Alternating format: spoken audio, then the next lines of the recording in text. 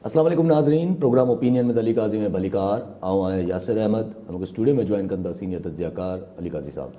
Welcome Ali साहब। Thank you Yasir. Sir अॼु जेको कुझु टाइम पहिरियों हफ़्तो खनि पहिरियों इलेक्शन रिफॉर्म्स लाइ हिकिड़ी इलेक्टोरल अमेंडमेंट प्रेज़ेंट कई वई, हिकिड़ो बिल प्रेज़ेंट कयो असेंबली में जेको नेशनल असेंबली मां पास थी वियो।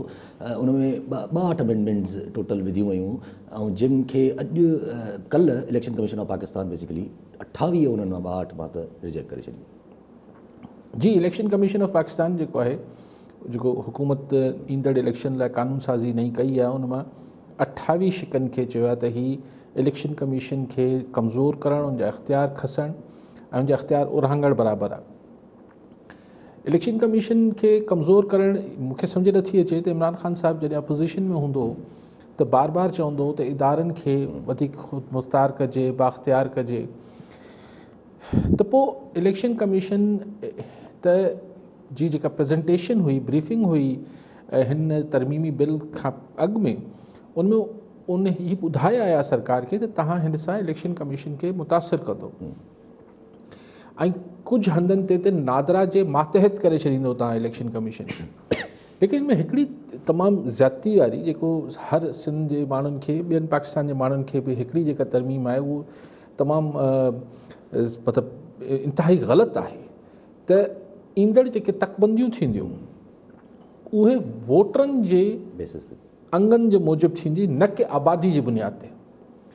हाणे हिकिड़ो तमामु वॾो मतिलबु, छाकाणि त असां वटि शहरनि में वोटर वधीक इंदिराज थियल आहिनि, तंहिंजो मतिलबु छा थींदो त शहरी सीटनि में इज़ाफ़ो थींदो ऐं ॿाराड़ी जी सीटनि में घटिताई ईंदी। घटिताई न बि ईंदी त उते ई रुकी पयूं, उते ई रुकी पयूं हूंदियूं, ख़ैर वधाए त नथा सघनि न।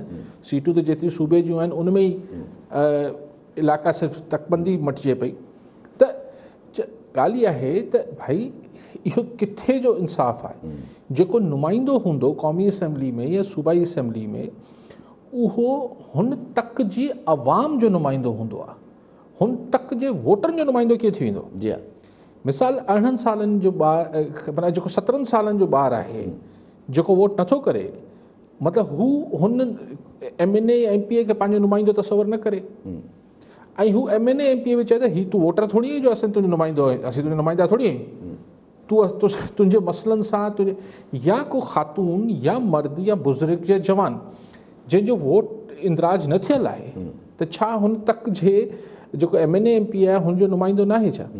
सो हिकिड़ी इंतिहाई नॉनसेंस क़िस्म जी तरमीम आहे त तव्हां सिर्फ़ु वोटरनि जी बुनियाद ते कीअं था तकबंदी ठाहे सघो। ही अगेन उहा मैंटालिटी आहे त जेको मेट्रोपॉलिटन्स आहिनि या वॾा शहर आहिनि, बसि उते तक वधाईंदा वञो, उतां पंहिंजो सो कॉल तव्हांजो जेको नैरेटिव आहे हुन ते तव्हांखे वोट मिली वेंदा। सो हिकिड़ी ऐं सो ही त बिल्कुलु ई ग़लति ॻाल्हि आहे जेको आउं सम्झां थो त कंहिं बि सूरत हिन खे क़बूलियत नथी मिली सघे ही जो। लेकिन क़ौमी असैम्बली मां त पास थी वियो आहे, सेनेट मां थियणो आहे, लेकिन हिन खे कंहिं न कंहिं खे वञी चैलेंज करणु खपे। लेकिन चैलेंज कीअं कंदो? पार्लियामेंट जी बहरहाल उहा हिकिड़ी अलॻि बहस आहे, क़ानूनी बहस आहे। सो हिन ते लेकिन ऐं को हिन इशू खे खणे बि न पियो। आउं सम्झां थो त हीअ इंतिहाई मतिलबु सीरियस इशू आहे त नुमाइंदो रुगो वोटरनि जो कीअं थींदो, नुमाइंदो हुन तक जी आवाम जो थींदो आहे, पूरी पॉपुलेशन। अलाए छो अपोज़िशन में हिन ते माठ आहे, मूं कंहिंखे हुन ते तनक़ीद कंदे ॾिठो कोन्हे हिन बिल ते, हिन शिक ते। बाक़ी वोट इहो चवणु त ईंदड़ इलेक्शन इलेक्ट्रॉनिक वोटिंग मशीन जे तहत थींदा, उन ते बि इलेक्शन कमीशन जो जेको आहे उहो एतिराज़ दुरुस्त आहे त भई अञा इलेक्ट्रॉनिक वोटिंग मशीन अचणु ॾियो, उनखे आज़मायूं, उनमें कहिड़ी ख़राबियूं कहिड़ी ग़लतियूं, तव्हां बसि ठक कानून ठाहे छॾियो। माना अगरि 2 सालनि में 2023 में जेके इलेक्शन थियणा आहिनि उनखां अॻु अगरि EVMs जो सॼो सिरिश्तो न जुड़ी सघियो त माना पोइ चूंडूं न थींदियूं। छा कानून में त आहे EVM जे तहत थियणियूं आहिनि, त माना पोइ आम चूंडूं ई न थींदियूं। सो हिकु अजीबो ग़रीब क़िस्म जो कानून पास कयो अथनि ऐं हू असां क़ौमी असैम्बली रुगो हिक ॿिए खे जेके किताब ऐं बोतलूं हणण में पूरा आहिनि, सीरियस इशूज़ डिस्कस नथा थियनि, बुलडोज़ थी वञनि था। So the wisdom of parliament जेको चयो वञे थो त जेको पार्लियामेंट जो फ़हम आहे उहो त कॾहिं अप्लाई थींदे नज़र ई नथो अचे। उहे 4 कामोरा ऐं 4 थिंक टैंक्स पार्टी जा जेके आहिनि उहो ॿाहिरि वेही फ़ैसिलो कनि था त ही कानून ठही वञे, उहो अची पार्लियामेंट में बसि आइज़ हैव इट हा हा हा करे डस बिल पास थी वञे। ज़्यादती आहे। ठीकु आहे सभु कॉलर सां गॾु राजा सोलंगी राधण मां। सोलंगी जी, सोलंगी साहब छा सवाल हूंदो? जी सर, असांजो अली काज़ी साहब जिन खां सवाल आहे ख़ुसूसन सिंध जी मौजूदा सियासी सूरत हाल ते ही बहरिया टाउन, DHA ऐं ज़ुल्फ़कार रिथा ऐं ॿिया सिंध दुश्मन मनसूबा, उनमें पीपल्स पार्टी जो जेको किरदारु रहियो आहे उहो सहूलियतकारी वारो रहियो आहे। सिंध जा माण्हू ईअं था महसूस कनि। सो अली काज़ी साहब जिन खां थोरो पीपल्स पार्टी जे इन किरदार मुतलिक़ असां पुछणु चाहींदा। ठीकु आहे साईं। साईं जन सहूलियतकारी सर यार ॾिसो, पीपल्स पार्टी जो किरदारु छा आहे, कीअं आहे, उहो हुते हर कंहिंजो पंहिंजो रायो थी सघे थो। पीपल्स पार्टी जो पंहिंजो हुजे थो, कॉम्परस्तनि जो पंहिंजो आहे, ॿियनि जो पंहिंजो आहे। टे रिथान जो तव्हां ज़िक्र कयो आहे। ज़ुल्फ़काराबाद त रिथा जो आगाज़ ई ब्रेन चाइल्ड ई पीपल्स पार्टी जो जी। हाणे उहो सही आहे ग़लति आहे, हर कंहिंजो पंहिंजो रायो आहे। पीपल्स पार्टी चए थी तरक़ी आहे, ॿिया चवनि था तव्हां धारियुनि खे आबादकारी कराईंदो हिते। ज़ाहिर आहे अगरि को बि कंस्ट्रक्शन प्रोजेक्ट अचे थो त उहो पाकिस्तान में रहंदड़ हर माण्हू खे हुते प्लॉट वठणु या घर वठण जी ज़ाहिर तव्हां रोके नथा सघो। दुबई त आहे कोन। सो बहरिया बि ईअं ई आहे। ॻाल्हि हितां शुरू थी त बहरिया जेके ॻोठनि ते ज़बरदस्ती ॾाढ मुड़सी करे ज़मीन मुबैना तौर ते खसण जी कोशिशि कई, उन ते हिकिड़ो रिएक्शन हो। बाक़ी ज़ाहिर आहे हिते जेको बहरिया जी बिल्डर्स जी जेका बि कंपनी आहे, मूंखे ख़बर न आहे कंपनी जो नालो छा आहे, बहरिया कंपनी हूंदी, बहरिया बिल्डर्स हूंदो। त बहरिया बिल्डर को हुनजी आबाणी मिल्कियत हिते कोन पई सुपर हाईवे ते। हिननि त हाणे उहा डिघी ॻाल्हि थी वेंदी। हीअ त कराची में ॿ टे प्रोजेक्ट हुआ, आइकॉन ही जेके हुआ हिननि जा अलाए कहिड़ा, इहे अब्दुल्ला शाह गाज़ी ऐं हिते। पोइ हुते हुननि जी थी, हुननि ज़मीन वठणु शुरू कई। अच्छा, अगरि त मुंहिंजी ज़मीन आहे मिसाल, ऐं रज़ा ख़ुशी तव्हांखे विकिणा पियो, इहो त कोई गैर क़ानूनी कमु न आहे न। तव्हां वठो पिया, मतिलबु यासिर खे कहिड़ी मयार ॾिजे त जॾहिं अली काज़ी पाण विकिणे पियो मार्केट रेट ते सस्ती वधीक, मुंहिंजी मर्ज़ी आहे, मुंहिंजी शइ आहे, ऐं धणी आहे, तव्हांखे ॾियां थो विकिणी करे बिना के दाॿे धोस जे ऐं हुनजे। पर जे आउं नथो ॾियां, मुंहिंजी मर्ज़ी आहे, नथो ॾियां, त यासिर केरु थींदो आहे मूंखे चवण वारो त सही हिते तव्हां असांजी मनसूबाबंदी खे डिस्टर्ब पिया कयो, तंहिंजे करे तव्हांखे त असीं ज़ोरी उथारींदासीं, कुझु जाली कंहिंसां एग्रीमेंट करे खणी ईंदो। इहो ग़लति आहे। सो इन में जीअं गवर्नमेंट खे हिन जो जेको हिकिड़ो रेगुलेटरी अथॉरिटी तौरु जीअं ऑपरेट करणु खपे आहे, उहो अनफॉर्चुनेटली न थी सघियो। पोइ सुप्रीम कोर्ट बि हू ज़मीन रद्द कराई, पर सुप्रीम कोर्ट वरी चयो पैसा ॾेई छॾियो त रेगुलराइज़ थी वेंदी। उहो पैसा बि हुननि कुझु ॾिना, उहो पैसा हिते सिंध खे बि न मिलिया आहिनि। पोइ डिघी कहाणी आहे। जी हा, अञा त ॻाल्हि घड़ी घड़ी उते ई अचे थी पई। अली साहिबु, अगरि जेका पंहिंजी डिस्कशन हले पई इलेक्शन कमीशन ते, जेका ॿियूं प्रपोज़ आहिनि ॻाल्हियूं, उहे बि ॾाढियूं अजीब क़िस्म जूं आहिनि। त जेको चयो थो वञे त असां ॿाहिरि जेके रहंदड़ पाकिस्तानी आहिनि, नॉन रेज़िडेंट पाकिस्तानी, उन्हनि खे बि वोटिंग राइट्स ॾिना वेंदा। त एहसन इक़बाल साहिब जो हुन ते चवणु त इहो तव्हां हिकिड़ो मुदाख़लत जो दरवाज़ो खोले था छॾियो। अगरि सीटूं फिक्स न आहिनि, हो कीअं तक जी नुमाइंदगी, माना तक ते वोट कीअं ॾींदा, हुनखे ख़बर ई न आहे जॾहिं नॉन रेज़िडेंट पाकिस्तान खे। त हिकिड़ो क़िस्म जो इहो तव्हां जहिड़ो मतिलबु इवन इलेक्शन कमीशन जो बि इहो ई मौक़ुफ़ त हिकिड़ो कॉन्स्टिट्यूशनली अजीब, मतिलबु तव्हांखे करिणो पवंदो, कानून साज़ी करणी पवंदी, या त अलॻि तव्हां फिक्स सीटूं कयो हुननि जे बारे में, तॾहिं ई कमु मुमकिन आहे, न त कीअं वोट ॾींदा उहे। हा, हाणे ओवरसीज़ पाकिस्तानी खे तव्हां फाटा जा, जीअं कंहिं ज़माने फाटा जा मेंबर हूंदा त हुन लाइ अलॻि सीटूं कीअं थींदियूं। आउं सम्झां थो त बहरहाल हिन लाइ कानून साज़ी थियणु खपे। मां उहो ई चवां थो न, तव्हां पंहिंजे इलेक्शनरी नारनि खे कानून नथा ठाहे सघो। कानून ठाहिण लाइ कानूनी घुर्जूं पूरियूं करणियूं पवंदियूं। मूं हिकिड़ो नारो हणी छॾियो त बसि हाणे चवंदा कानून ठही वञे, चवण सां त उनजी का शिकिल शबी त कानून हुजे। भई मिसाल, आउं कैनेडा में वेठो आहियां, मुंहिंजो वोट मिसाल पाकिस्तान में किथे बि दाख़िल कोन थियल आहे। जी हा, ऐं दाख़िल थी वियो NRP जो वोट। अच्छा, हाणे वोट दाख़िल थी वियो त पोइ मूंखां पुछनि न, भई हैदराबाद में या त आउं करायां, PS फलाणे में, NA फलाणे में, कराची में कहिड़े ज़िले में करायां थो, दादू में किथे करायां थो, लाड़काणे या झेलम या ख़ैबर पख्तूनख्वा, जिथे बि कराइणु चाहियां, त पोइ मुंहिंजो वोट हुन तक में दाख़िल थिए।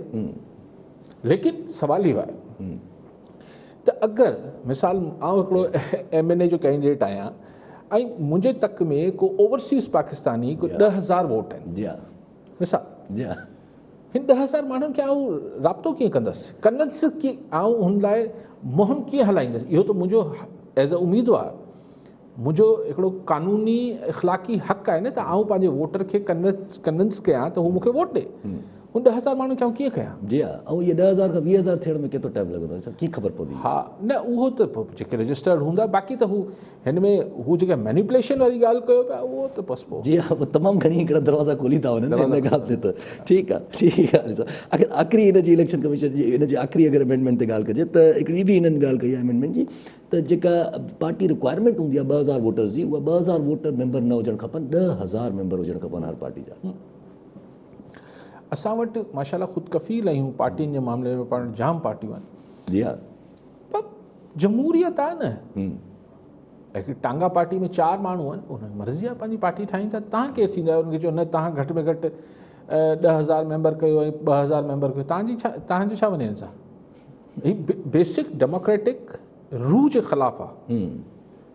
त जेको माण्हुनि जो जुड़णु आहे पाण में, जी हा, एसोसिएशन ऑफ पीपल जेको आहे, माण्हुनि जे जुड़ण जी हक़ खां तव्हांखे महरूम कयो पिया।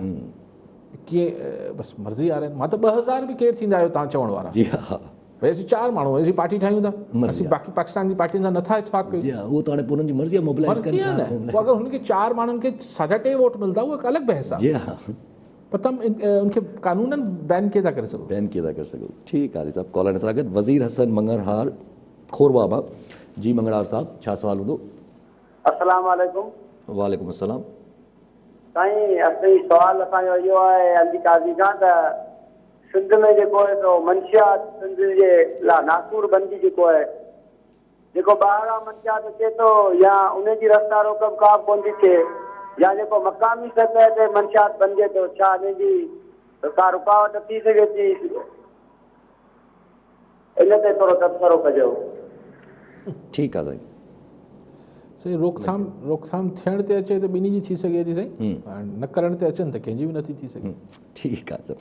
अॼु सभु असेंबली जी अगरि कार्रवाई ते अचूं, जेका कल्ह कार्रवाई थी, जहिड़े हिसाब सां गोड़ गमसान थियो, हिक ॿिए खे किताब लॻा, ज़ख़्मी थिया, वरी अॼु बि चवनि था त बोतलूं हिक ॿिए जे मथां फिटी कयूं वयूं आहिनि। कुझु हिकिड़ो MPA चवनि था, MNA चवनि था त गवर्नमेंट जो ज़ख़्मी बि थियो आहे।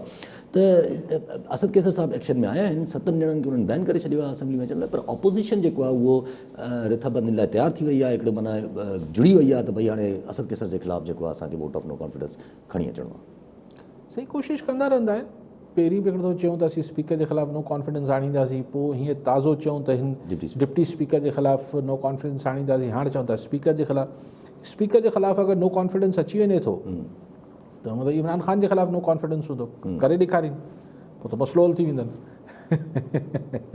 छाकाणि त स्पीकर जेको आहे उहो ट्रेजरी पेंजिस जो नुमाइंदो हुजे थो गैर जानबदार नाम निहाद, लेकिन बहरहाल उहो हुन जे वोटनि ते कामयाबु थींदो आहे। हुनखे अगरि हिननि नो कॉन्फिडेंस आणे छॾियो, अदमतमाद आणे छॾियो, त पोइ त इमरान ख़ान जे ख़िलाफ़ु अदमतमाद अची वेंदो। इहो त हाणे मिड़ई ॾिसूं छा थो थिए। बेसिक ॻाल्हि इहा आहे त जेको ही गंद घमसान कनि पिया हिन सां, ऐं हुन में सिर्फ़ु अपोज़िशन न पई करे, गवर्नमेंट वधाए चढ़ाए उनमें पेश आहे, उनमें पंहिंजो किरदारु ऐं पंहिंजो हिसो सवाइ विझे पई इन असेंबली जो, पार्लियामेंट जो अहिड़ो मुहांडो करण में। ऐं वोकली चवंदा असां कंदासीं, चवंदा त इहो को अपोज़िशन जो हक़ आहे छा?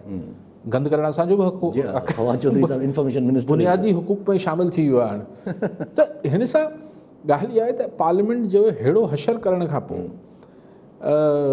आख़िर छा हासिलु छा थी वेंदो हुन सां? इहो सवाल आहे। हाणे असां वटि त खाकाना बासी साहिब ही चवनि पिया त साईं हिन सां को पूरी जमहूरियत ते हमिलो आहे, पूरे निज़ाम ते हमिलो आहे। निज़ाम ते छा हमिलो आहे? पार्लियामेंट जा साज़िश केरु पियो करे? गवर्नमेंट पाण बि करे छा पंहिंजे ख़िलाफ़ु? खाकाना बासी साहिब चयो साज़िश आहे पार्लियामेंट जे ख़िलाफ़ु या जमहूरी निज़ाम जे ख़िलाफ़ु, त साज़िश केरु पियो करे? इमरान ख़ान PTI सरकार पंहिंजी हुकूमत, ऐं छाकाणि हिन सो कॉल्ड जमहूरी या सिविलियन निज़ाम में बेनिफिशरी या फ़ाइदो त आहे इमरान ख़ान खे ऐं उनजी पार्टी खे, त हू पंहिंजी हुकूमत जे ख़िलाफ़ु पाण साज़िश पियो करे छा? आउं सम्झां थो हिकिड़ी छा चइजे त लैक ऑफ डेमोक्रेटिक अप्रोच आहे, हिकिड़ी जमहूरी अप्रोच ऐं जमहूरी सोच जी घटिताई आहे। अली साहब, अगरि बिलावल इन ते अगरि ॾिजे त अपोज़िशन काफ़ी सीरियस नज़र आई पई, त बिलावल साहब जो चवण बि ईअं त रद्द अमल जे करे असां न ॾियूं त इहो माना सम्झो त हिकिड़ो मतिलबु जमहूरियत लाइ ख़तरो थी वेंदो अगरि असां हाणे रद्द अमल न ॾिनोसि त? कहिड़ो रद्द अमल? हटाइण जो या स्पीकर जे ख़िलाफ़ु वोट ऑफ नॉट कॉन्फिडेंस कहिड़ो न को असांखे रिएक्शन ॾियणो आहे। शाहिद खाकान अब्बासी जो बि चवण त साज़िश थी थिए जमहूरियत जे ख़िलाफ़ु, त छा हिननि खे छा महसूसु थो थिए छा कुझु अहिड़ो? न थींदो हूंदो, मां नथो चई सघां को इन्फॉर्मेशन हुजे बिलावल साहब खे या शाहिद खाकान अब्बासी खे त कुझु जमहूरियत जे ख़िलाफ़ु कुझु थिए पियो। मूंखे त अहिड़ो हिन सॼे मामले में असां वटि त मामूल की कार्रवाई आहे। इहो गंद थियणु पार्लियामेंट में, इहो सभु कुझु थियणु, माफ़ु कजो इस्तेकाक मजरू न थियणु, गंद चवां पियो, जी हा, पर गंद इन खे न चइबो त बाक़ी छा खे चइबो? जी हा, जी हा, जी हा, जी हा। ऐं जेको पार्लियामेंट में थिए पियो, इहो अगरि गंद न आहे त पोइ गंद छा खे चइबो आहे? ऐं सो हिन सां कुझु न कुझु बिलावल साहब चवनि था त कुझु करिणो पवंदो, कुझु न कुझु छा करिणो पवंदो। अगरि नो कॉन्फिडेंस आणे सघनि था स्पीकर जे ख़िलाफ़ु, ट्राए करे ॾिस। अगरि हिते को जहांगीर तरीन ग्रुप निकिरी अचे ऐं को ग़ैबी मदद अची वञे त पोइ त हुकूमत ई हली वेंदी। स्पीकर खे नो कॉन्फिडेंस जो मतिलबु इहो आहे न, सिधी ॻाल्हि आहे न यासर, पोइ हुकूमत वटि रहण जो जवाज़ ख़तमु थी वेंदो। माना ऑपोज़िशन जी तरफ़ां इहो सम्झे हिकिड़े क़िस्म जो सिर्फ़ु डराव धमकाई आहे। दाबा साहब आहिनि, इहे हले थो किसो कुझु इन जो को इहो सभु गोड़ घमसान थींदो रहंदो, हीअ थींदो हू थींदो, बजट पास थी वेंदो, हलो ईअं ई वरी नेक्स्ट इलेक्शन में थी वेंदी। जीअं मुराद अली शाह साहब अॼु चयो न त भई मुंहिंजी तकरीर में गोड़ घमसान कंदा रहिया, पोइ जॾहिं हू तकरीर बसि कई त पोइ वाछियूं खोले ऐं पोइ खिलनि पिया। हा, त मुराद अली शाह जो चवणु उन्हनि खे त तव्हां जेके उहे इस्तेमालु था थियो, सम्झो तव्हां खां वधीक मूंखे ख़बर आहे त छा थो हले पियो। मूंखे ख़बर न आहे शाह साहब जो कंहिं ॾे इशारो आहे, ज़ाहिर इस्तेमालु हू पंहिंजी पार्टी क़यादत जे हथां थींदा हूंदा, PTI वारा या MQM वारा, त ॻाल्हि इहा आहे त हिते अपोज़िशन जो गंद सॉरी जेको गोड़ घमसान करे पई, उहो कंहिंजे लाइ हू इस्तेमालु थियनि पिया, ऐं जेको क़ौमी असेंबली में अपोज़िशन करे पई उहो छा पिया थियनि, उहो बि इस्तेमालु थींदो, ख़ुदा ख़बर। त पोइ ख़तरो तॾहिं त हर ख़तरे जी अलार्मिंग घंटी तॾहिं त वधे थी। मूंखे ॾिसो ख़तरो छा थी वेंदो, ऐं सिर्फ़ु हिन बुनियाद ते इमरान ख़ान जी हुकूमत या हिन सिस्टम खे फ़ारिग़ कयो वेंदो त क़ौमी असेंबली में ॿ किताब हिक ॿिए खे धकया अथनि या चंबाया अथनि या घटि वधि ॻाल्हायो अथनि, इन ते जमहूरी निज़ाम वाइंड अप थी वेंदो। अगरि हिननि ॻाल्हियुनि ते जमहूरी निज़ाम वञिणो हुजे यासिर साहब, त पोइ कॾो को हलियो वियो हुजे, हिन खां वॾा तमाशा थिया आहिनि पाण। जी हा, जी हा, जी हा, वॾो पोइ त मां सम्झी वॾो वीक जमहूरी निज़ाम आहे। ठीकु आहे सर। ऐं जब CM सिंध हिकिड़ी ॿी CM सिंध साहिब जी ॻाल्हि निकिरे पई, CM सिंध साहिब हिकिड़ी ॿी ॻाल्हि वाज़े करे छॾी त भई मां इलेक्टेड CM आहियां हिन सूबे जो, ॻाल्हि ख़तमु। CM साहब इहो चवनि पिया न, हिकु नुक़्ते विच ॻाल्हि मुक्ति आहे, तव्हां भले चओ हीअं आहे हूअं आहे, आउं इलेक्टेड CM आहियां, जी हा, बसि। So my word is final. Well there may be people who may not agree with CM साहब के छाकाणि त तव्हां इलेक्टेड आहियो तंहिंजे करे तव्हांजी हर ॻाल्हि हतमी को इख़्तिलाफ़ न करे, इहो न आहे, लेकिन प्रॉबली जेको क्रिटिसिज़म आहे फेडरल गवर्नमेंट जो मुस्तक़िल सिंध गवर्नमेंट ते, ऐं हाणे जेको हायर जुडिशरी पारां सिंध गवर्नमेंट ते तनक़ीद थिए पई, त CM साहब हाणे इहो वाज़े करे पियो त भई कम ऑन, मतिलबु रूल्स ऑफ द गेम इहे आहिनि त आउं इलेक्टेड, मुंहिंजी पार्टी खे मैंडेट मिलियो आहे, मुंहिंजी पार्टी मूंखे नॉमिनेट कयो आहे, सो आउं हिते हलायां पियो ऐं दैट्स इट। मतिलबु हू हिन में को कंहिंखे शक शुबो न रहणु खपे, उहो ठीकु आहे CM साहब। लेकिन तव्हां ॾिसो हिकिड़े ई वक़्त में फवाद चौधरी साहब इहो चए पियो त पैसा खाइजी वञनि था सिंध में, हीअ थिए थो, तरक़ी नथी थिए, गवर्नमेंट नाहिल आहे, फलाणा डाकू चोर अलफ़ बे। हायर जुडिशरी जेका आहे सुप्रीम कोर्ट, उनजे चीफ जस्टिस साहब जा रिमार्क्स बि, ऐं सिर्फ़ु ही कलोकात न आहिनि, ही मुतवातिर पाण इन साल ॾेढ में कई दफ़ा पाण अहिड़ा सख़्तु रिमार्क्स सिंध गवर्नमेंट लाइ ॿुधाया आहिनि।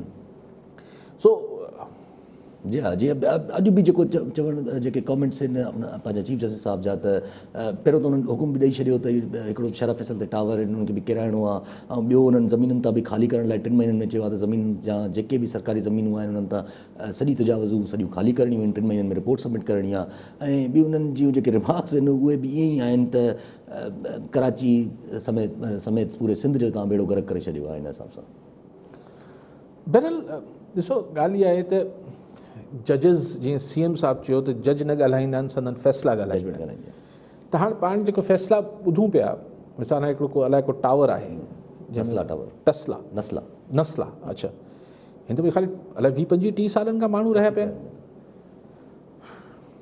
त इन्हनि खे ओचितो वञी कमिश्नर बुलडोज़र खणी डाहींदो त ही ज़ाहिर हिकिड़ा middle class lower middle class families आहिनि ॿारे बचनि सां ही किथे वेंदा सो को त मतिलबु हिननि जो को मुतबादिल छा थींदो जीअं गुजर नाले लाइ तव्हां हिकिड़ो ॾिनो आहे त भई हिननि खे को मुतबादिल ॾिनो वञे त मुंहिंजे ख़्याल आहे त हुन नस्ला वारनि खे जेको बि टावर आहे उन्हनि खे बि को ऑल्टरनेट मिलणु खपे ऐं ज़मीन न अलॉट थींदी ठीकु आहे ख़ाली कराई वञनि सॼियूं ख़ाली करायो 3 महीननि में पूरे सिंध में सो बहरहाल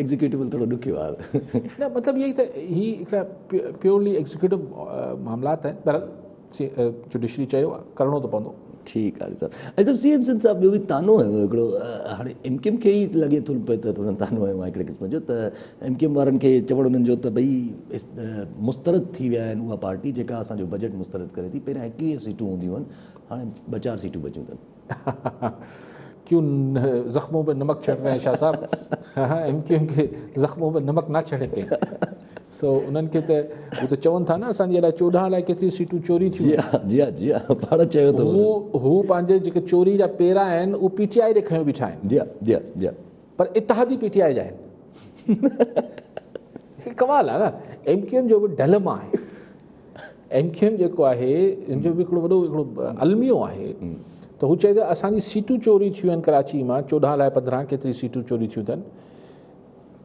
कंहिंखे मिलियूं आहिनि जी हा भई मुंहिंजी मोटरसाइकिल चोरी थी वञे ऐं तव्हांजे घरां निकिरे त माना तव्हां मुंहिंजा पेरा तव्हां ॾे वेंदा जी हा ज़ाहिर आहे माना तव्हां चोरी कई आहे मुंहिंजी त उहे सीटूं जेके MKM जे हथां निकितियूं आहिनि उहे वियूं आहिनि PTI वटि त माना पंहिंजी चोरी जा पेरा वञी हू PTI जे घर में पहुचाइनि था ऑफिस में पर हुकूमत में इतिहादी हुननि जा आहिनि PTI जा ई आहिनि जी हा सोचो पंहिंजे कमाल ठीकु इख़लाक़ जी आला ज़रफ़ी जो अंत आहे त तव्हां जिते तव्हां इल्ज़ाम हणो पिया तव्हांजी चोरी कई अथनि उन सां ई इतिहादी थियो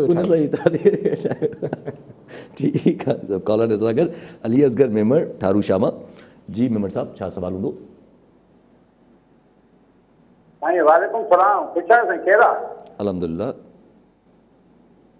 हेलो जी सवाल कजो हेलो साईं अस्सलाम वालेकुम वालेकुम सलाम हाँ साईं कल छा वियो कल क़ौमी असेंबली में जंहिंमें मुखालिफ़ धुर जो मेंबर ॻाल्हाए थो त ओॾी महिल हुकूमत जा मेंबर ऐं मुखालिफ़ धुर जे मेंबरनि जेको रवैयो इख़्तियार कयो मुंहिंजे नज़र में इहो तमामु ग़लति कमु हुयो मां हिन ॻाल्हि जी मुज़म्मत कयां थो ऐं तव्हांजे नज़र में छा इन्हनि माण्हुनि खे क़ौमी असेंबली में रहण जो हक़ु आहे ठीकु आहे इन ते शायदि ख़बर साहिब रिमार्क जो जेको क़ौमी असेंबली जा स्पीकर आहिनि उनखे चई अगरि जे इस्तीफ़ो ॾेई हलिया वञनि हा ॻाल्हियुनि जे बेबस ॻाल्हियुनि एॾियूं हलनि पई पियूं तव्हां बेबस लॻा वेठा हुयो चई अगरि जे इस्तीफ़ो ॾेई चले जाते तो शायदि तारीख़ में अमर हो जाते यार कैसर साहब जो स्पीकर है वो चले तारीख में बाद में अमर होंगे फिलहाल तो हाल में ही जिंदा रहें तो बेहतर है तारीख कमाल था जी हाँ स्पीकर ही चले चले तारीख में अमर थी जी हाँ बड़ा दिल चाहिए इसके लिए जी हाँ सो सही साईं चवनि पिया त मुंहिंजी नज़र में हिननि खे मेंबर रहण मुंहिंजी नज़रनि खे छॾियो ॻाल्हि इहा आहे त तव्हां असां सभु उनखे चूंडे मोकिलियूं था पाण खे हिननि जे अफ़ालनि ऐं कमनि जी अॻु में ख़बर न हूंदी आहे जी हाँ जी हाँ पर मूंखे ॾिसो चकवाल में को MNA MPA जेको थियल मिसाल चकवाल सरगोदा किथे बि मूंखे शायदि एतिरी ख़बर न हुजे त हिननि जा अफ़ाल छा आहिनि जी हाँ जी हाँ पर जेको वोटर आहे हुनखे त एग्ज़ैक्टली ख़बर हूंदो आहे त हीउ छा आहे जी हाँ जीअं दादू ऐं लाड़काणे जे MP MNA जी ख़बर चकवाल ऐं सरगोदा वारे खे न हूंदी ईअं सरगोदा वारे जी असांखे न आहे पर तक जे माण्हुनि खे ख़बर हुजे थी न त हीउ त सोलो हथ बि नथो मिलाए ॻाल्हि घटि थो करे ऐं दड़का वधीक थो ॾिए या हिकिड़ो जहिड़ो बि हुनजो रवैयो आहे त हू क़ौमी असेंबली में कहिड़े हुन महज़ब रवैये जी तव्हां तवका कंदो अॼु जे कल गारियूं ॾिनियूं पे तव्हां कॉलर आहे अच्छा कमाल आहे छा चयो अथव रोयल असगर साहब जेके PMLN जा आहिनि उन्हनि जो चवणु त पंजाब जो कल्चर आहे गारियूं न हिकिड़ी कल PTI वारे बि गारियूं ॾिनियूं न जी हा जी हा जी हा उन बि ॾिनियूं बराबरी बि पर हिननि जो चवणु त पंजाब जो यार ॾिसो पंजाब जो कल्चर रोयल असगर साहब आहिनि बि पंजाब सां जी हा जी अगरि हू मां नथो सम्झां त पंजाब जो कल्चर जेको आहे या कंहिं बि कल्चर में कल्चर जो हिसो गारगंद हुजे थो। जी गारगंद गुथा लफ़्ज़ हर समाज में हर ॿोली में मौजूदु आहिनि, अंग्रेज़ी हुजे, फ्रेंच हुजे, जर्मन हुजे, पंजाबी, सिंधी, उर्दू, पश्तो, हर कंहिं में आहिनि। लेकिन तव्हां हुनखे कल्चर जो लफ़्ज़ ॾियो, सकाफ़त जो लफ़्ज़ ॾियो। जी हिन खां वधीक लफ़्ज़ कल्चर सां ते खे गार खां वधीक बि नथो आउं करार ॾेई सघां त तव्हां कीअं, यानी culture, how can abusive language खे तव्हां डिक्लेयर कयो था त हीउ तव्हांजो क़ौमी विरसो आहे, कल्चर आहे। जी भई गारगंद त सिंधी में बि थिए थी, लेकिन उहो को असांजी सकाफ़त जो हिसो त कोन्हे। ईअं पंजाब जो बसंत मल्हाइण जेको आहे उहो छॾे ॾिनो अथव, या पंजाब जा ॿिया जेके ख़ूबसूरत रंग आहिनि, पंजाब जो हिकिड़ो मतिलबु वारिस शाह ऐं बुल्ले शाह ऐं हीअ सभु शयूं छॾे करे तव्हां चओ था गारगंद पंजाबी कल्चर आहे। भई टप्पा ॻाइबा आहिनि शादियुनि में, हिकिड़ी पूरो पंजाब जो हिकिड़ो ख़ूबसूरत कल्चर आहे। तव्हां हीअ हिकिड़ो हाणे इहा हिननि जे MNA-MPS जी साहबनि जी जेका लेवल ऑफ अंडरस्टैंडिंग आहे, उहो एक्चुअली चवणु शायदि इहो चाहींदो हूंदो। जी कॉलर वठी वठूं, अचूं था पिया, काफ़ी टाइम खां कॉलर वेटिंग पर करे। नवीद बज़वी ऑस्ट्रेलिया मां। जी बज़वी साहब, छा सुवाल हूंदो? अस्सलाम वालेकुम काई साहब, मुंहिंजो सुवाल आहे त तव्हां हींअर जी चयो पिया त MQM जा पहिरां जेके आहिनि PTI जी तरफ़ वञी रहिया आहिनि, साईं इहे त शुरू खां वठी मुनाफ़िक आहिनि न। इन्हनि खे जेकॾहिं तव्हां लेबल हणो मुनाफ़िकत जो त वधीक भलो थींदो। बाक़ी एहतियात करण जी कहिड़ी ज़रूरत आहे सर? Thank U. ठीकु आहे बज़वी साहब। बज़मी साहब, जी पूरो नालो छा साईं जो? नवीद बज़मी साहब। नवीद साहब, इहो ॻाल्हि ॿुधाइण लाइ तव्हां ऑस्ट्रेलिया मां ॾिसो, आउं थोरी पियो चवां नवीद साहब त हू हुनजा पेरा वञनि था। जी धणी पाण चवनि था MQM वारा चोरी थी त असांजी सीटूं चोरी थियूं। हर ॿार बच्चे खे ख़बर आहे त हू सीटूं कहिड़ी पार्टी वटि आहिनि, कंहिं खटियूं आहिनि, जी माना PTI जा इत्तेहादी थियो वेठा आहिनि। तव्हां हिननि खे मुनाफ़िकी चओ था, हू हुनखे मसलहत चवंदा हूंदा, पॉलिटिकल विज़डम चवंदा हू हुनखे सियासी हिकमत अमली चवंदा हूंदा। ऐं उहे बि असांजी सियासत में, इक़्तिदारी सियासत में, इहो तव्हां कॾहिं बि डीकोड करे नथा सघो। सिर्फ़ु MQM जी ॻाल्हि न आहे त कहिड़ी शइ केॾी महिल मुनाफ़िकी खे मसलहत चयो वञे थो, जेको मुफ़ाद परस्ती खे जेको आहे उहो चयो वञे थो त हीअ सियासी हिकमत अमली आहे। जॾहिं इहो चयो वञे थो त असीं उसूलनि ते सौदेबाज़ी न कंदासीं, त पोइ वरी जॾहिं करे वठनि था त पोइ वरी ॿियो पासो अची चवनि था त असां उसूलनि ते सौदेबाज़ी न कई, सौदेबाज़ी जा उसूल मटाए छॾियासीं। त उसूलनि ते सौदेबाज़ी त न थी न सही। जी उसूलनि ते सौदेबाज़ी न थी, बाक़ी हाणे सौदेबाज़ी जा उसूल ई मटाए छॾियासीं त उहो त ठीकु थी वियो न।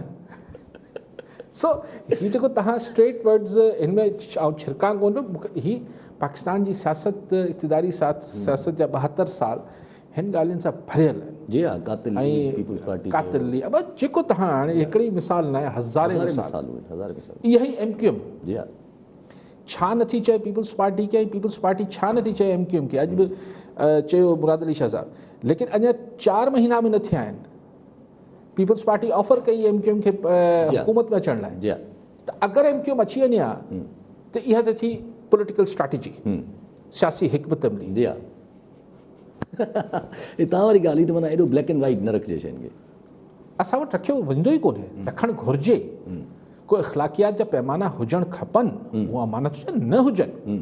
ॾिसो, आउं अक्सर मिसाल ॾींदो आहियां, असां वटि आम माण्हू बि हिक ॿिए खे चवंदा यार कंहिंसां कूड़ ॻाल्हाए या मुनाफ़िकी करे या हिन 2 नंबरी करण जी कोशिशि करे, टोपी फेराइण जी कोशिशि करे त चयो यार ॾिस मूंसां सियासत न कर।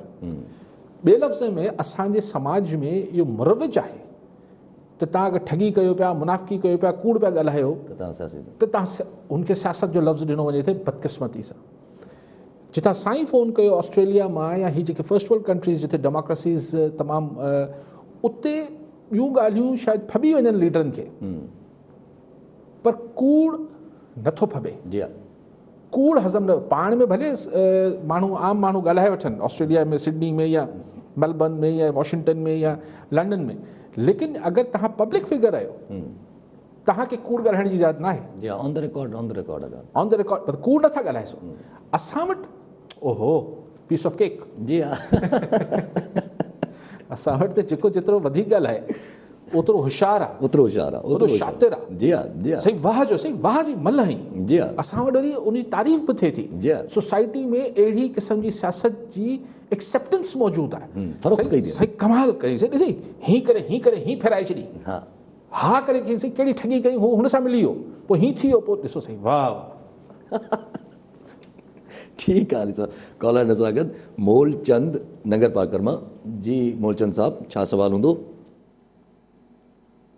जी मोलचंद साहब आवाज़ अचे थो? जी जी साईं मूलचंद नगर पार्कर मां अर्ज़ु थो करां साईं। जी मुंहिंजो साईं बजट जेको पेश थियो इहो सम्झ में ॻाल्हि कोन थी अचे। बजट त ज़रूरु एतिरो पेश थियो, पर इहे रोड रस्ता असांजा तमामु वीरान आहिनि। नंगर पार्कर खां मशहूरु नऊंकोट खां नंगर पार्कर रोड एॾो ठहियो, पर सलामकोट में एॾी रोड जी हालत आहे। तव्हां रोडनि ते ॾिसो त जेको माना 40 मिंट 50 मिंट जो सफ़र आहे, सलामकोट खां कलाक जो सफ़र 3 कलाक में तय करिणो हुओ। अगरि को अहिड़ो बीमारी जेको बजट त असीं ॾिसणु वञूं था, पर बजट त साईं बाज़री साहब ज़रूरु करियो। ठीकु आहे साईं। रोड रस्तनि जी ॻाल्हि कनि पिया त नगर पार्क जी तरफ़ बजट त अची वियो आहे, वरी त रोड बसि उहो त कल्ह बि डिस्कस कयोसीं त हीअ खरबे रुपयनि जा बजट अचनि था। ॻाल्हि त इहा आहे त खरबे रुपया जेॾीमहिल लॻल नज़र अचनि रोडनि ते, स्कूलनि में, हॉस्पिटल्स में, असांजी मुख़्तलिफ़ इरीगेशन में, बंदनि ते, कैनाल्स ते, त ॾाढी ख़ुशी थींदी। अच्छा पोइ ॻाल्हि पूरी न करे सघियासीं उहो जेका कल्चर वारी, त पंजाब जो कल्चर कीअं आहे ॻाल्हि? न पाण ॻाल्हि पूरी कई न यार। मूं त इहो चयो हिन खां वधीक छा चवां त हीअ लफ़्ज़ कल्चर जी तौहीन कई अथनि। जी हा इहो चई करे त पंजाब जो ॾिसो ॻाल्हि इहा आहे त हर कल्चर ख़ूबसूरत आहे, हर ॿोली ख़ूबसूरत आहे। आउं त हिन ॻाल्हि जो पुराणो क़ाइल आहियां। मतिलबु यार हाणे डिघी ॻाल्हि थी वेंदी आहे, पाण पंहिंजे प्रोग्राम जो फॉर्मेट मां निकिरी वेंदासीं जो पाण पंजाबी शाइरी ऐं पंजाबी मौसीक़ी जी हिते ॻाल्हि करणु शुरू कयूं, लेकिन कहिड़ी ख़ूबसूरत शयूं पंजाबी में चयल आहिनि। ठीकु आहे, ईअं मतिलबु मूंखे हर कल्चर ख़ूबसूरत आहे। सिराइकी मतिलबु ख़ूबसूरत हिकिड़ी मिठड़ी ॿोली आहे, हर ॿोली ख़ूबसूरत आहे हिन में, ऐं हर कल्चर ख़ूबसूरत आहे। तव्हां गिलगित जो बल्तिस्तान जो ॾिसो, तव्हां अमेरिका हलिया जिथे जो जेको कल्चर आहे, यू कांट खैर अमेरिकन कल्चर हिकिड़ी ॿी ॻाल्हि बि थी वञे थी, उहो त मिक्स्ड आहे सॼी शइ, लेकिन कल्चर त सभु ख़ूबसूरत हुजनि था, ॿोलियूं सभु सुठियूं हुजनि थियूं। उनखे गारगंद खे, पंजाबी कल्चर खे गारगंद सां जोड़े छॾणु हाइट ऑफ इग्नोरेंस आहे। ऐं न आउं जेको लफ़्ज़ दिलि चाहे बि चवणु उहो आउं नथो चवां। ठीकु, उहो सम्झी वञो, ठीकु, उहो थोरो गैर पार्लिमानी आहे। ठीकु आहे। अजब आहे जेको बजट पंहिंजो जेको प्रोजेक्ट थियो उनमें चयो वियो त गिरफ़्तारी जो हिकिड़ी शिक रखी वई त FBI वारा गिरफ़्तारी करे सघनि था अगरि को बिज़नेसमैन नथो रहे। उन ते काफ़ी इशू उथियो। वरी पोइ अॼु फाइनेंस मिनिस्टर चयो त गिरफ़्तारी जी जेका ऑर्डर निकिरंदा, माना ऑर्डर जेको मिलंदो उन उहो फाइनेंस मिनिस्ट्री जे तरफ़ां अप्रूवल थींदो, ऐं असां लॉ मिनिस्टर खे चयो आहे त उन में का चेंजिंग करे छॾे।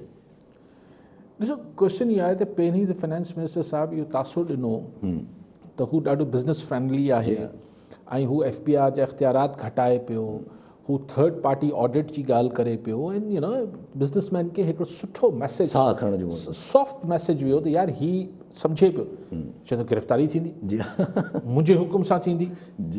मतिलबु पोइ हाणे अगरि शौकत साहिब खे केरु माण्हू न कारोबारी माण्हू नथो वणे, को पुराणी बायूं अथसि, फ़िलहालु त ॿधाए मिनिस्टर केरु ॿियो सुभाणे कोई ॿियो हुजे त उहो एग्ज़ैक्टली। ऐं ॿी ॻाल्हि भई ॿियो बि हुजे या ही बि हुजे, ॿियो छॾे ही बि हुजे, ॿधाइण जी कहिड़ी ॻाल्हि आहे। ॻाल्हि इहा आहे त अगरि तव्हां वटि हू ऑलरेडी रूल्स मौजूदु आहिनि, त अगरि कंहिं माण्हू ते तव्हां टैक्स कढो था, हू नथो भरे, त पोइ हुनजी स्टेजिस हुजनि थियूं, हुनजी जाइदाद जी कुर्की थिए थी, हुनखे पोइ शायदि अल्टीमेटली अरेस्ट बि करे सघिजे थो। पर अगरि ईअं तव्हां छापा हणणु शुरू कंदव ऐं हीअ ॿी हिकिड़ी नैब ऐं FIA ठही वेंदी, त पोइ हिकु नओं जहान खुली वेंदो, जेको को सुठो न आहे कारोबारी सेंटिमेंट लाइ, जो कारोबारी तबिके जे हुन लाइ को सुठी शइ त न आहे। ठीकु आहे। कॉलर असां गॾु अयूब महर मीरपुर ख़ास मां। जी महर साहब छा सवाल हूंदो? सर मुझे अली साहब जो सवाल है सर, अब्दुल्ला शाह मुरादली शाह साहब जो वाली साहब हुआ उन्होंने प्रिंट मीडिया में वॾो किरदारु अदा कयो। हुननि सर अली साहब हुननि अख़बार मार्केट कराची बि ठाहे ॾिनी हुननि, ऐं हींअर जेको मीपो ख़ासि अख़बार मार्केट ठाराए ॾिनी मुराद अली शाह साहब। त अली साहब तव्हां सां थोरो सुवाल इहो आहे त मुराद अली शाह साहब साबिक़ा मिनिस्टर खां सुठो कमु करे रहियो आहे, इहो सुवाल हो सर। साबिक़ा सीएम खां या ठीकु आहे साबिक़ा मिनिस्टर्स खां सुठो कमु करियो आहे साईं। ठीकु आहे साहब बि सुठो कमु कयो, हिननि बि माना ठीकु आहे साईं। अयूब मेहर साहब चवनि था त अख़बारी मीडिया लाइ अख़बारी हॉकर्स लाइ शायदि चवणु चाहिनि पिया त अख़बारी मार्केट हॉकर्स लाइ ठाराई वञे थी, उते पोइ एजेंट्स बि वेहनि था अख़बारनि जा। सुठी ॻाल्हि आहे साईं, ठहियो आहे सुठी ॻाल्हि। चवंदा सुठो कमु कयो अथऊं, ठीकु आहे साहब। अच्छा ॿ ॻाल्हियूं, हिकिड़ी त पहिरियां नंढी रखी छॾियूं त पेट्रोल जेको आहे उहो ₹2 महांगो थी वियो। मूं तव्हांखे पहिरीं ॾींहुं चयो त ₹4 जी सबरी वञे थी, हाणे अॼुकल्ह इहो हिसाबु थियल आहे। जी जी न, उहो हिते ख़वातीन वेंदियूं आहिनि शॉपिंग ते त हू दुकानदार उथंदे ई ₹50 जी शइ ₹100 में ॿुधाए थो, पोइ ख़वातीन बार्गेनिंग करे हुनखे ₹50 जी ख़ुशि थी वठी अची वञनि थियूं त ॾिठो असां केॾी बार्गेनिंग सुठी कई। जी जी जी त ₹4 ओघरा मोकिले थी, गवर्नमेंट चए थी न न न न तमामु घणो आहे, ₹2 करे छॾियो, त करण ई ₹2 हुई। बजट हाणे बजट तव्हां कुझु बि, मूं तव्हांखे बजट वारे ॾींहुं चयो भई ॻाल्हि इहा आहे त हाणे पेट्रोल ₹2 वधी वियो, तव्हांजो सॼो बजट हिकिड़े पासे, आम माण्हू लाइ त हू ₹2 हाणे मसला पैदा कंदो न। जी ऐं ₹2 काफ़ी वॾो अमाउंट आहे, काफ़ी वॾो अमाउंट, काफ़ी वॾो अमाउंट, काफ़ी वॾो अमाउंट आहे बिल्कुलु। ऐं हाणे बिजली वधी वेंदी, जी हा, त पोइ कॉस्ट ऑफ प्रोडक्शन वधी वेंदी, कॉस्ट ऑफ ट्रांसपोर्ट, पेट्रोल जे करे कॉस्ट ऑफ ट्रांसपोर्टेशन वधंदी, बिजली जे करे कॉस्ट ऑफ प्रोडक्शन वधंदी, शयूं महांगियूं थींदियूं, सभु शयूं महांगियूं थींदियूं वेंदियूं, हिन जे बजट जो को वास्तो न आहे, को असर बि न पवंदो। ऐं जब नई गवर्नमेंट अची वई इसराइल में नेतन्याहू खे हटाए करे, पर उहा नई गवर्नमेंट बि अचण सां ई कल्ह जेको आहे उहो गाज़ा ते जेका बम्बार्डमेंट शुरू करे छॾी, हुननि जो चवणु त भई बम्बार्डमेंट असां इन करे शुरू कई आहे छो जो हू हाणे मज़ा जी ॻाल्हि आहे त उहे जेके बलून्स में हुननि बम विझी ऐं मथे उॾारिया आहिनि असांजी तरफ़। इंडिया बि न कबूतर मारे छॾिया, हिते पाकिस्तान कबूतर मोकिलिया आहिनि। सो हुन हाणे एक्चुअली छा आहे, जॾहिं तव्हां सिक्योरिटी स्टेट वारी कैफ़ियत में वञो था न, त पोइ तव्हांखे तमामु घणो तव्हां ईअं चौकस रहण जी ज़रूरत हुजे थी। पोइ फुकड़े मां बि डपु लॻे थो, कबूतर मां बि डपु लॻे थो, पोइ हर शइ मां डपु लॻे थो। ॾिसो इसराइल जी गवर्नमेंट चेंज थी वई त ज़ाहिर आहे को ज़मीन आसमान जो फ़र्क़ु त अचिणो कोन हो। ट्रम्प हले वियो, बाइडन अची वियो, ज़मीन आसमान जो फ़र्क़ु न अचिणो आहे, सिर्फ़ु एटीट्यूड्स ऐं सुपर पावर जो जेके हिकिड़ो पंहिंजा डेकोरम्स हुआ, सिर्फ़ु ओतिरो फ़र्क़ु अचिणो हो। त ट्रम्प हिकिड़ो सुल्तान रही थियो बीठो ऐं एतिरो ब्लंट ऐं एतिरो जेको आहे मतिलबु छा चइबो आहे त ग़ैर सदारती एटीट्यूड हो हुनजो, नॉन प्रेसिडेंशियल हिकिड़ी उनजी सॼी बिहेवियर हो। जी कोई राब्ता खटे त हीउ जेको बाइडन आयो आहे, हीउ पहिरीं वाइस प्रेसिडेंट रही चुको आहे, हिनखे हिकिड़ा हुनजी ख़बर आहे त भई करिणो उहो ई आहे, पर फज़ील एॾो माण्हू मोह जो त ख़राबु न थिए न, करिणो त उहो ई आहे। त बाइडन बि इज़राइल सां गॾु बीठल आहे, ट्रम्प बि बीठल हो, पर ट्रम्प खे पश घणी करणी हुई। इमिग्रेंट्स ॾे बाइडन बि चेंज न कंदो पंहिंजो एटीट्यूड, आउं नथो सम्झां। अफ़गानिस्तान ठीकु आहे, हुन चयो त मई में निकिरी वेंदसि, ट्रम्प चयो, हीउ चए थो 11 सितंबर ताईं निकिरी वेंदासीं। सो मेजर चेंजिस थोरी ईंदियूं आहिनि, इज़राइल में कोई मेजर चेंज न अची अचणी आहे। हू त जेसि ताईं हिकिड़ो जेको हीउ जेको मुल्क दुनिया जो जेको नओं सिनेरियो ठहे पियो, हिन में बेसिकली जेको अरब कंट्रीज़ आहिनि, हिननि लाइ बि हिकिड़ो हाणे हिकु चैलेंज आहे न। ॾिसो ही हिते किथे बि माण्हुनि खे, हाणे नाला मुल्कनि जा नथा खणूं, चङा ब्रादर इस्लामी मुल्क आहिनि, उते उन्हनि वटि खाइण लाइ त सभु कुझु आहे, पर ॻाल्हाइण जी इजाज़त न आहे न। सो ही बादशाहतूं जॾहिं फ़लस्तीन बि ॿरंदो रहे, अरब नेशनलिज़म जो, अरब क़ौम परस्ती जो कारण जेको आहे उन में रोज़ तेल पवंदो रहे, ऐं जेके अरब ॿियनि मुल्कनि में वेठा आहिनि हू अंदरां हुननि जी बाहि हुननि जी दिलनि में बि ॿरंदी हुजे, पर ॻाल्हाए न सघंदा हुजनि, त हीउ किथे न किथे त पंहिंजो वञी रंग ॾेखारींदो न। हीउ किथे न किथे वञी शयूं पंहिंजे किथे दंग त कंदियूं। सभु जेका आख़िरी अगरि ॻाल्हि करे वठूं, तव्हां जेका ॻाल्हि कई हुई त एर्दोगान जे हिसाब सां, टर्की जे हिसाब सां, त टर्की जेको शिफ्ट आंदो आहे पंज, हमेशह तसवुरु इहो कयो वञे त पाकिस्तान, टर्की, ईरान हिकिड़े क़िस्म ब्लॉक ठहंदो चाइना सां गॾु। पर अगरि टर्की अहिड़ी स्टेटमेंट ॾिनी आहे G7 जी मीटिंग खां जस्ट बाद, त पोइ टर्की माना छा होॾे इशारो थो ॾिए त मां होॾे वञूं?